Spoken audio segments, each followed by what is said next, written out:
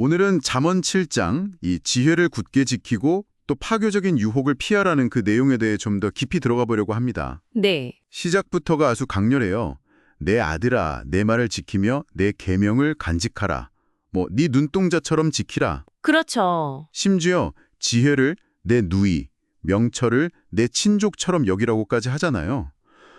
왜 이렇게까지 좀 절박하게 느껴질 정도로 지혜를 붙들라고 하는 걸까요? 그게 바로 다음 구절에 답이 나오죠. 음녀에게, 말로 호리는 이방 여인에게 빠지지 않게 하려 함이라 이렇게 나오거든요. 그러니까 지혜를 거의 가족처럼, 내 몸의 일부처럼 여기라는 거는 그만큼 유혹이 강력하고 또 교묘하기 때문에 거기에 맞설 가장 확실한 방어막이랄까? 그게 바로 지혜와의 어떤 깊은 관계다. 이런 뜻이죠. 그렇군요. 단순히 머리로 아는 지식이 아니라 그냥 삶의 방식 자체가 되어야 한다는 거예요. 네, 맞아요. 그리고 곧바로 아주 생생한 장면이 나오잖아요. 네. 화자가 창밖으로 본 어리석고 또 지혜 없는 젊은이 이야기요.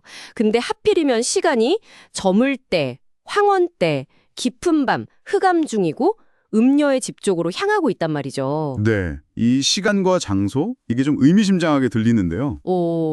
이 어둠이라는 배경이 중요하다고 볼 수 있습니다. 단순히 밤이 깊었다 이런 의미를 넘어서서요. 네. 분별력이 흐려지고 판단이 좀 무뎌지는, 그러니까 영적으로나 도덕적으로 취약해진 어떤 상태를 상징한다고 볼 수 있어요. 마치 이런 때일수록 더 조심해야 한다고 경고하는 것 같죠. 당신도 혹시 삶에서 뭔가 판단력이 흐려지는 그런 어두운 때를 경험해 보신 적 있지 않으신가요?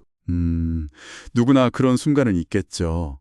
바로 그때 기생의 옷을 입은 간교한 여인이 나타나요. 네, 그렇죠. 겉모습부터가 좀 심상치 않은데 행동은 더 대담합니다. 떠들며 완악하며 그의 발이 집에 머물지 아니하여 거리나 광장을 막 배회하다가요. 네. 젊은이를 보자마자 붙잡고 그에게 입맞추며 부끄러움을 모르는 얼굴로 말을 건다는 거예요. 정말 적극적이죠? 맞아요. 이게 뭐랄까 유혹자의 거의 전형적인 모습이라고 할 수 있죠. 네. 겉으로는 화려함으로 시선을 끌고 기생의 옷. 근데 속에는 간교함을 숨기고 또 안정되지 못한 채 발이 집에 머물지 않음. 계속 기회를 엿보다가요. 목표를 딱 발견하면 아주 대담하고 심지어 뻔뻔하게 접근하는 거죠. 여기서 음녀는 단순히 특정 인물이라기보다는 우리를 지혜에서 멀어지게 만드는 모든 종류의 교활하고 또 매혹적인 유혹 그 자체를 상징한다고도 볼 수 있습니다. 와, 이 여인의 말솜씨는 정말 혀를 내두를 정도인데요.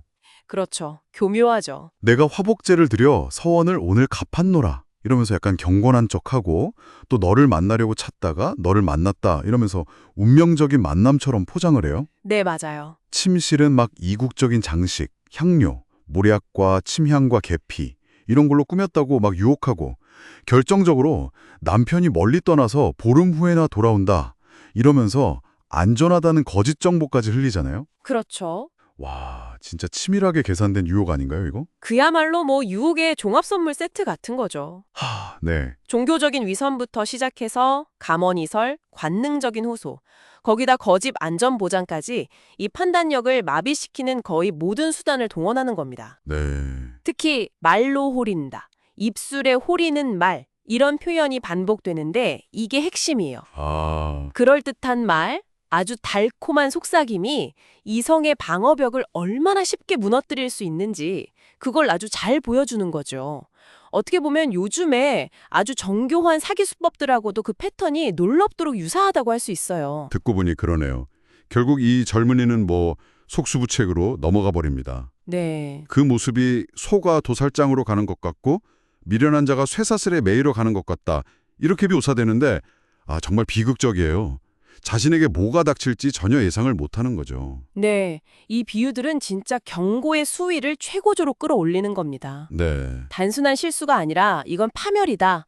화살이 간을 뚫는 그런 치명적인 결과, 생명을 잃는, 돌이킬 수 없는 상황을 암시하는 거거든요.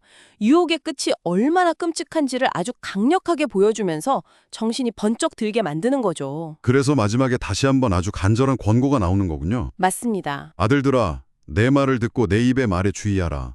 내 마음이 음녀의 길로 치우치지 말며 그 길에 미혹되지 말지어다. 네. 왜냐하면 그 길은 수많은 사람을 죽음으로 이끈 길이고 결국 스올의 길, 사망의 방으로 내려가는 길이다. 이렇게 못을 박는 거죠. 이 경고는 정말 시대를 넘어서 지금 당신에게도 유효한 메시지라고 생각합니다. 잠언 7장의 음녀가 상징하는 건 뭐 다양할 수 있어요. 그렇죠. 예를 들면 물질주의 혹은 해로운 관계, 어떤 중독적인 습관, 거짓된 이념 같은 것들, 우리를 지혜로부터 멀어지게 하는 모든 것들이 현대판 임녀일 수 있다는 거죠. 아, 중요한 건 그 본질을 꿰뚫어보는 분별력, 그리고 지혜를 내 삶의 중심에 두려는 어떤 의지적인 노력이 아닐까 싶습니다. 네. 이 이야기를 마무리하면서 청취자분들께 한 가지 생각해 볼 질문을 던져드리고 싶습니다. 잠언 7장이 보여준 이 유혹의 단계들 있잖아요. 네. 취약한 상태를 노리고 매력적인 모습으로 접근해서 달콤한 말로 꿰고 결국 파멸로 이끄는 이 패턴. 이게 오늘날 당신 주변에서 혹은 당신 안에서 어떤 모습으로 나타나고 있나요? 그리고 지혜를 네 눈동자처럼 지키라는 이 명령을 구체적으로 어떻게 실천할 수 있을지 잠시 고민해 보시면 좋겠습니다.